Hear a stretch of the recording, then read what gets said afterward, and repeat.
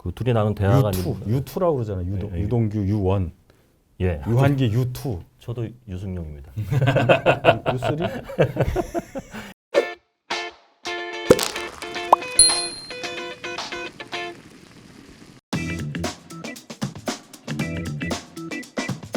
예, 그래서 이제 편 나뉘어 있는 게 너무 노골적으로 좀 보이는 점이 네. 저한테는 재미있었고 네. 그래서 원희룡 후보가 뭐라고 해도 아 그렇군요 하고 이제 토론이 끝나는 것도 아 그래 대선 토론인데 약간 아쉽다는 생각이 들었고 홍준표 후보도 그러니까 이걸 어떻게 느꼈는지는 잘 모르겠는데 경선이 마지막으로 갈수록 당원들 눈치를 좀 보시는 게 아닌가. 그러니까 내부 총질, 소위 말하는 윤석열 후보에 대한 공격으로 당원들로부터 점수를 잃으면 안 되겠다고 생각을 하셨는지 홍준표 후보까지도 너무 이제 부드럽게 하시니까 전반적으로는 약간 좀 루즈한 감이 있었던 토론이었습니다. 왜 그럼 어저께 그렇게 말랑말랑한 토론을 했느냐 다들. 그러니까요. 뻔한 거예요. 이게 마지막 투표일, 이 마지막 경선의 투표일이 월요일 날 시작이 돼요. 네. 이제 거기서 묻는 게 이재명 후보를 이제 정해졌으니까 놓고 누가 이재명 대비해서 경쟁력이 있느냐. 이 경쟁력이라는 얘기는 이재명을 누가 이길 수 있느냐는 질문을 준단 말이에요. 내가 이재명에 대비해서 얼마나 잘할 수 있느냐를 부각하는 거가 돼요. 우리끼리 싸우는 것보다는. 저를 봐주세요. 저를 봐주세요. 이런 토론이 된단 말이에요. 이제부터는. 앞으로 남은 3번 다 그럴 겁니다. 제가 볼 땐. 그러니까 이렇게 가는 거고. 그러니까 우리끼리도 그래도 얘기를 해야 되니까 이거 뭐 싸워봤자 좋을 게 하나도 없잖아요. 이제는. 싸울 만큼 싸웠어요. 그리고 나올 것도 없어요. 예, 부인이 신경정신과 전문의지 않습니까? 네. 정신의학과라고 하죠. 요즘은 이 정신의학과 전문의가 이런 말씀을 하시는 것은 대단히 부적절했죠. 그러니까 이건 뭐 사법적 처벌 대상이다 이런 걸 떠나서 정신의학회에서 내부적으로 다뤄야 될 문제라고 생각을 합니다.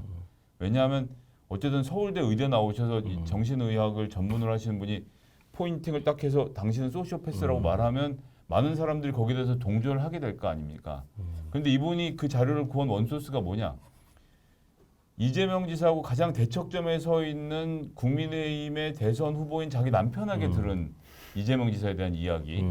이 이야기를 바탕으로 그 사람은 소시오패스, 반사회적 인물이야라고 공개적인 언급을 한다. 이게 자기들끼리 한 얘기가 녹취로 나와서도 부적절하다라고 말이 많았을 텐데 공개적으로 한 얘기는 공개적으로 공격을 한 거잖아요. 대통령 후보의 배우자로서 할 수 있는 뭐 본인이 정치인이 아니니까 이거 뭐 내조라고 표현을 하겠습니다만 네네. 그런 것에는 전 선 넘은 발언이었다. 제가 볼 땐 그렇습니다. 이게 미국에서도 요거 가지고 트럼프에 대해서 트럼프 전 대통령에 대해서도 막 평가한 사람들이 있고 뭐 미루어 짐작컨대 이런 성향이 있고 뭐 힐러리는 이렇고 뭐 이런 것도 있었단 말이에요. 얘기는 할 수 있어요. 얘기는 할 수 있는데 이 단어가 너무 셌다고 봐요. 우리 저 원희룡 후보의 소시오패스. 부인께서는. 예. 딱 들어오는 게 별로 좋지가 않잖아요. 그리고 이분이 말씀하셨지만 후보자의 배우자예요. 그냥 전문의로서 일반적인 그냥 객관적 시각에서 얘기할 수 있는 그런 위치가 아니라 상대당의 그래도 4강 안에 든 유력 후보라고 볼 수 있는 분의 배우자란 말이에요. 그런 배우자가 아무리 사회자가 질문을 했다고 하더라도 거기에 대해서 내가 볼 땐 내가 들은 게 있는데 그분은 이러이러한 성향이 있다는 건 제가 볼 때 지나쳤다. 이번에 대선에 합류하느냐? 전 이건 질문이 틀렸다라고 생각하고 김종인 박사가 전권을 휘두를 수 있는 환경이 되느냐? 전 이게 더 우선일 것 같아요. 그러니까 그 후보 대상이 홍준표 후보냐 윤석열 후보냐도 사실은 중요한 문제가 아닐 거라고 봅니다.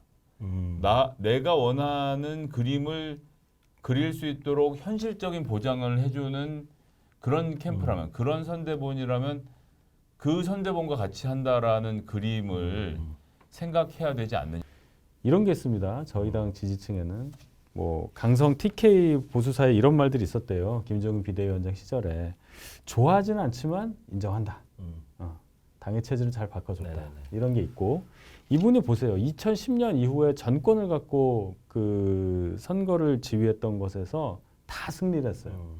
12년도 총선, 12년도 대선, 16년도 총선, 21년도 보선 다 승리를 했단 말이에요. 그러면 이분이 김종인 위원장이 김종인 박사가 가 있는 쪽이 다 이긴다는 어떤 믿음? 뭐 그런 게 이제 작동을 하는 상황이잖아요. 그래서 어느 댓글을 보니까 김종인 국사라고 그러더라고요. 김종인 국사.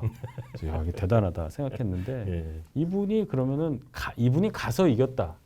그거보다 이분이 이기는 데를 잘 선택했다고 저는 또 생각을 하거든요. 예. 그런 차원에서 보시면 될 것 같아요. 네.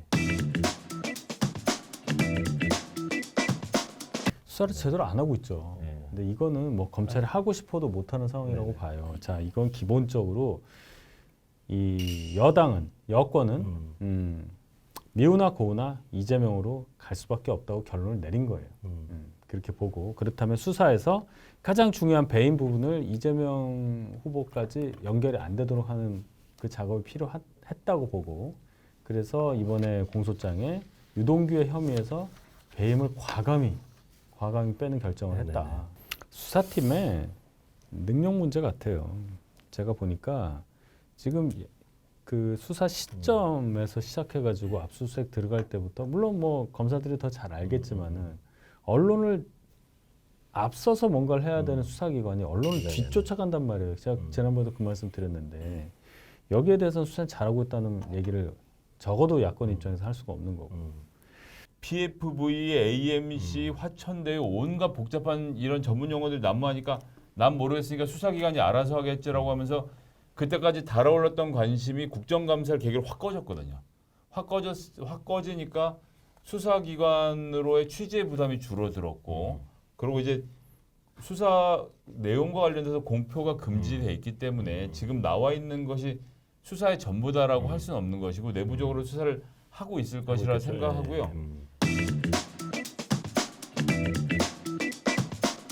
황무성 사장이 뭐 한신공영 뭐 사장도 하고 부동산 전문가 35년이라고 하는데 이분 보고 사장님은 너무 순진해서 뭘 모르십니다 하면서 뭔가 이재명 시장과 가까운 사람들이 이분을 물러나게 했다고 볼 수밖에 없잖아요. 이 녹취록을 보면은 자 그러면 뭐 정진상, 뭐 유동규 막 나오잖아요. 이름이. 그러면은 이재명 시장이 몰랐냔 말이에요. 모를 수가 없을 것이고. 그러면 이재명 시장이 이 사람을 바꿔야 되겠다고 생각하는 의지가 관철이 됐다고 본다면 왜 그랬냐를 봐야죠. 이부터는 일단 근거가 없다고 생각하고요. 예. 예, 그 근거에 대해서 황무성 사장이든 아니면 뭐 언론 문제 제기를 하고 있는 언론 측에서든 이재명과의 직접적인 연관 관계에 대해서 입증할 책임은 그들에게 있다라는 점 먼저 말씀드리겠고 두 번째 이제 이게 녹음 자체가 황무성 씨가 한 거잖아요. 그리고 이제 본부장이랑 그런 대화를 나누는 것도 제가 보기엔 되게 이상한데 그 과정에 보면 이제 황무성 사장이 끊임없이 정진상과 유동규를 언급을 하거든요. 이 사람들이 보냈냐 시켰냐라고 하고 그쪽이 이제 주고받는 대화 가운데서 벌어진 일이기 때문에 이건 뭐 사실관계를 확인을 수사기관이 하면 된다고 생각합니다. 이거 뭐 감출 수 있는 일이라고 보지 않고요.